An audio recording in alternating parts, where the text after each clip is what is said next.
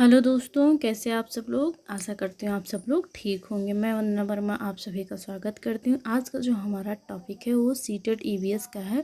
जो 25 से हमारे क्वेश्चन बनते हैं एग्ज़ाम में, वो मतलब जितने भी 25 एग्जाम क्वेश्चन बनते हैं एग्ज़ाम में, मैंने सारे इसमें शामिल किए हैं। तो आप लोगों के लिए बहुत ही ज़्यादा फ़ायदेमंद टॉपिक है, क्योंकि यहाँ से हमेशा क्वेश्चन बनता है। 2-3 नंबर के क्वेश्चन इस टॉपिक से बन जाएंगे। तो आप लोग ज़्यादा से ज़्यादा लोगों को शेयर करें और ज़्यादा से ज़्यादा लोगों को जोड़े, जिससे सभी को फ़ायदा हो। चलिए हम लोग अपना टॉपिक शुरू करते हैं। हमारा जो टॉपिक आज है वो 25 से है, जो सीटेट ईवीएस का एक टॉपिक। सबसे पहले हम लोग मोर की बात करते हैं। तो मोर जो है ये हमारा राष्ट्रीय पक्षी होता है। और किस प्रकार का मोर, जो जिसकी दुम जो होती है पूरा नीले कलर की होती है, वो वाला पक्षी मोर। क्योंकि मोर कई कलर के होते हैं, तो उसमें क्वेश्चन पूछा गया है कि जो नीला मतलब ये पूछा गया था कि किस कलर का जो मोर होता है वो भारत का राष्ट्रीय पक्षी है। तो नीले दुम वाला जो मोर होता है वो भारत का राष्ट्रीय पक्षी है। इसे राष्ट्रीय पक्षी कब घोषित किया गया? तो 26 जनवरी 1963 को भारत का राष्ट्रीय पक्षी मोर घोषित किया गया था। और कौन से मोर को घोषित किया गया था? तो जो नीले रंग का होता है। मोर को संस्कृत में क्या कहते हैं? मयूर के नाम से जानते हैं। अगर इसके वैज्ञानिक नाम की बात करें तो पाओ क्रिटेसस कहते हैं। इसके वैज्ञानिक नाम क्या है? इसका पाओ क्रिस्टेटस कहते हैं। बसंत गौरी या कठफोड़वा, बसंत गौरी और कठफोड़वा दोनों एक ही हैं। ये जो होती पक्षियाँ गर्मी में टुक टुक करती रहती हैं और पेड़ के तने में घेरा छेद कर उसमें अंडे रखती हैं। और जो पेड़ के तने में कीड़े छिपे होते हैं उन्हें ढूंढकर खाती हैं। अगला पक्षी जो दिया गया है, आशा करते कठफोड़वा आपको समझ में आया होगा। कठफोड़वा और कठफोड़वा को ही बसंत गौरी के नाम से जानते हैं। ये जो होते हैं ये पेड़ के तने को काट कर उसमें अपना घोंसला बनाते हैं और बच्चे अंडे देते हैं। और जो पेड़ के तने में कीड़े छिपे रहते हैं उन्हें ढूंढकर क्या करते हैं? खाते हैं। अगला पक्षी देखते हैं हम लोग। अगला पक्षी है शकरखोर या सूर्य पक्षी। यह पक्षी जो होता है छोटे पेड़ या झाड़ी की डाली पर अपना घोंसला बनाता है। और इसका घोंसला किस प्रकार होता है? लटकता हुआ इसका घोंसला होता है। अगर हम बात करें कि ये अपना घोंसला किन किन सामानों से बनाता है, तो बाल, मकड़ी के जाले, पतली टहनियाँ, बारीक घास, सूखे पत्ते, पेड़ की छाल और कपड़े के चीथड़े से बनाता है यह अपना घोंसला। कौन सा पक्षी कपड़े के चीथड़े से बनाता है? तो सूर्य पक्षी या शकरखोर पक्षी। अगर हम लोग इंडियन रॉबिन बर्ड की बात करें, कलचड़ी की, तो ये अपना घोंसला जो होता है पत्थर के बीच एक मुलायम घोंसला बनाती हैं। अगर ये बात करें कि किन किन चीज़ों से बनाती है, तो जड़ें, टहनी, ऊन, बाल, रुई आदि से अपना घोंसला ये बनाती हैं। अगला पक्षी देखते हैं हम लोग, फाख्ता पक्षी। फाख्ता पक्षी की बात करें तो यह अपना घोंसला कैक्टस के कांटों के बीच या मेहंदी के मेढ़ में अपना घोंसला बनाती है। कहाँ पर? कैक्टस के पौधे में, कैक्टस के कांटों के बीच या मेहंदी का जो पेड़ होता है उसके मेढ़ में अपना घोंसला बनाती है।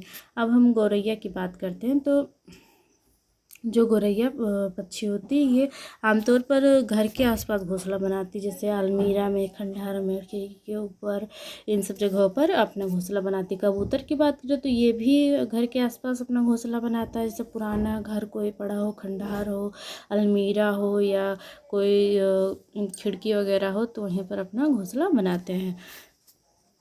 दार्जिलिंग पक्षी की बात करें हम लोग तो यह नुकीली चोंच से, इसे टेलर पक्षी भी कहते हैं, नुकीली चोंच से पत्तों में छेद कर और सीकर घोंसला बना लेती है। इसका जो घोंसला हो तो लालटेन की तरह लटकता है। इसके जो घोंसले के आकार की बात करें तो लालटेन की तरह दिखता है और पेड़ की टहनी से लटकता रहता है।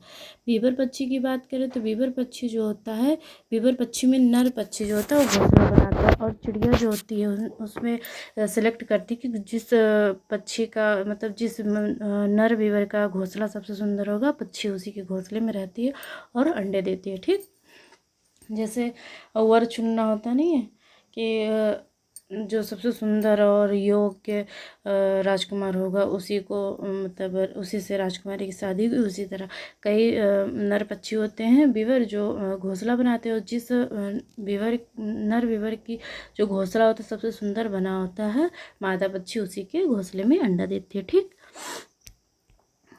बगुला पक्षी जो होता है इसे सहजीवन, एक सहजीवन सिम्बायोसिस का उदाहरण भी, ये वाला भी क्वेश्चन पूछा जाता है कि अगर भैंस के ऊपर जो बगुला बैठा होता है तो उन दोनों का जो संबंध हो क्या है, तो सिम्बायोसिस का मतलब सहजीवन का है, क्योंकि इससे दोनों को फायदा होता है। भैंस के जो कीड़े लगे होते हैं उसे बगुला खा लेते, तब उससे बगुले का पेट भर जाता है और भैंस को कीड़े से छुटकारा मिल जाता है। ठीक, तो इससे जहाँ दोनों को फायदा हो वो सहजीवन का उदाहरण है या सिम्बायोसिस का उदाहरण है। ठीक, इसमें हम देखते हैं कि बगुला भैंस के पीठ पर कीड़ों को खाता है, भैंस को कीटों से छुटकारा मिलता है और बगुले को भोजन से छुटकारा मिलता है। आगे देखते हैं हम लोग। अगला हमारा कौवा। कौवा जो होता है पेड़ की सबसे ऊंची टहनी पर क्या करता है, अपना घोंसला बनाता है। घोंसला इसका किस प्रकार होता है, घोंसले में इसके लोहे की तार और टहनियाँ होती हैं और कौवे के घोंसले में कोयल क्या करती है, अपना अंडा देती है। ठीक, आगे बात करते हैं हम लोग।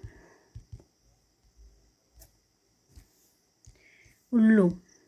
ठीक, उल्लू जो होता है यह निशाचर होता है, मतलब रात्रि में चलने वाला जानवर होता है। यह अपनी गर्दन को पीछे की ओर 260 डिग्री से 270 डिग्री तक घुमा सकता है। ठीक, अगर हम मैने की बात करें, मैना पक्षी जो रेगिस्तान में पाई जाती है, ये अपनी गर्दन को झटके से पीछे कर लेती है। क्वेश्चन पूछा गया है कि कौन सी ऐसी पक्षी जो अपने गर्दन को झटके के साथ पीछे करती है, तो वो मैना पक्षी है।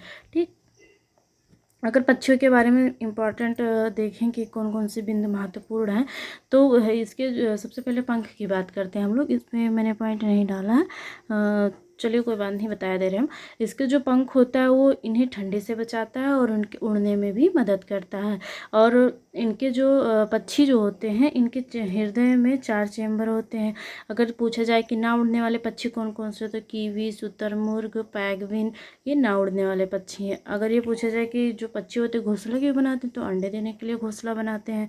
ठीक, पक्षियों की जो हड्डी होती है वो खोखली होती है, इनमें हवा भरी होती है, जिससे कि हवा भरी होती है तो इनका जो शरीर होता है उड़ने में भी सहायक होता है। क्यों, क्योंकि जब हवा भरा रहेगा तो उड़ेंगे तो इनका शरीर बहुत ही हल्का होता है, जो उड़ने में इनके लिए फायदा मतलब बहुत सहायक होता है। अगर इनके पूँछ की बात की जाए तो इनकी पूँछ जो होती है इनको दिशा बदलने में मदद करती है।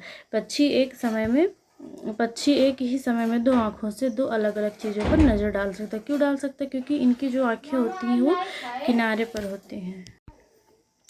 पक्षी अपने गर्दन को ज़्यादा घुमाते हैं क्योंकि उनकी जो आँख की पुतली होती है वो घूम नहीं सकती। ये क्वेश्चन पूछा गया था कि पक्षियाँ जो होती हैं अपने गर्दन को क्यों ज़्यादा घुमाती हैं, तो उनकी जो आँख की पुतली होती है वो घूम नहीं सकती, इसलिए अपनी गर्दन को वो घुमाती रहती हैं।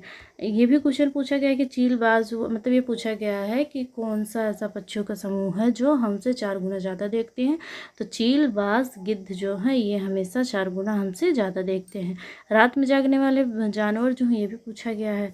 रात में जागने वाले जानवर हर चीज़ को सफ़ेद व काली चीज़ को मतलब काली और सफ़ेद ही दिखते हैं। जो भी चीज़ वो देखते हैं उन्हें काली और सफ़ेद ही दिखती है। अब आप लोग सोच रहे होंगे कि मैम झूठ बोल रही हैं, तो चलिए हम आप लोगों को क्वेश्चन भी दिखा देते हैं जो पूछा गया था। ठीक, ये रहा, देखिए। ठीक, कोई पक्षी पेड़ की ऊंची डाल पर अपना घोंसला बनाता है, यह पक्षी कौन सा है? तो अभी हमने देखा कि जो कौवा होता है वो पेड़ की सबसे ऊंची डाल पर अपना घोंसला बनाता है, तो इसका हमारा राइट आंसर क्या होगा?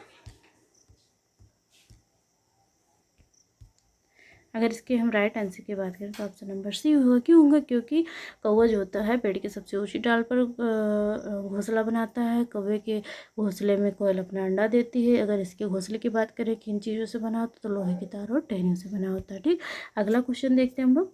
ये देखिए, ये भी पूछा गया, पक्षी अपनी गर्दन बहुत अधिक हिलाते हैं, इसका कारण क्या है?